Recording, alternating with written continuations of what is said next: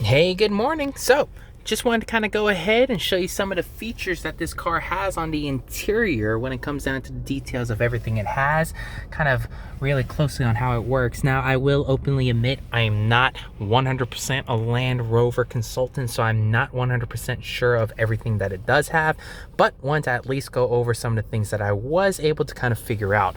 So, it seems like the top screen, there are some different functions that you can actually use and see. So the home button, of course, you'll be able to kind of access with the blank screen, look at a few different things. You can swipe over to actually end up seeing different things like the navigation on here. If we ended up clicking on nav, you do have the navigation up here. One of the other cool things that I've noticed on this car, of course, you have your actual tachometers with the speed and your RPMs up here.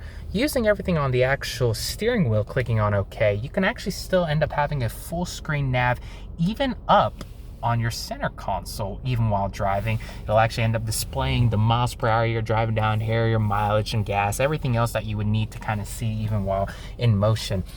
A lot of other cool information that you could end up seeing up here while driving if you wanted to kind of change up with the different things that you wanted to do, but a whole bunch of different functionalities on here. Of course, you do have your nav up here along with your phone connections with Bluetooth. When it comes down to the audio, of course, you have your radio, satellite radio, Bluetooth, AM, FM, XM, you'll have everything on here. So you also have little functions and buttons right here where you can actually end up seeing the backup camera even while stationary, parking sensors. This seems to be also more controls on what this car can do when it comes down to the off-roading. Now, all your volume adjustments.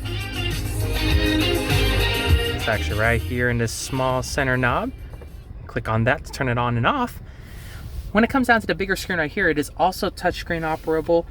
Seems to be the more quick, easy accesses to different other functions of the vehicle, like the climate controls, the heated and cooled seats. The other thing I ended up noticing are the actual controls on the knobs right here are what you would use to control like the heated and cooled seats portions as well. Now, when we take it over here to the climate controls, you see how it automatically switches over to the actual temperature gauges. When we go into the vehicle, this is where you can actually start now going into the drive mode selector. So you actually, of course, have your dynamic drive mode, more of like your daily drives, your eco-friendly drive.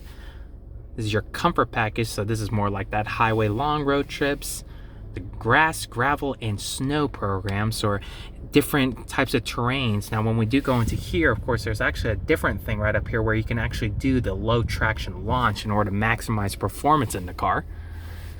Then if we ended up going right here, this is also your mud ruts and the sand programs. Settings will now end up kind of showing different things like the actual climate display. You can actually kind of change the way the car ends up wanting to look. This is your actual shifter right here. So reverse, all you have to do is kind of rotate it. And once you do put it in reverse, of course, the backup camera along with its moving guidelines will automatically show up.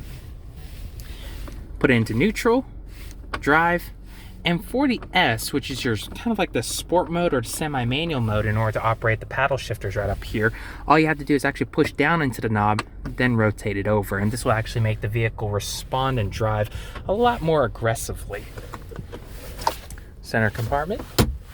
Down here is where you'll be able to access different things like your parking brake, opening of the trunk. Of course, as I had mentioned before in a previous video for you, the panoramic moonroof will actually be operated all within using these knobs right here.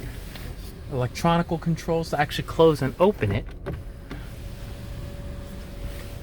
And, of course, also enabling a full open motion.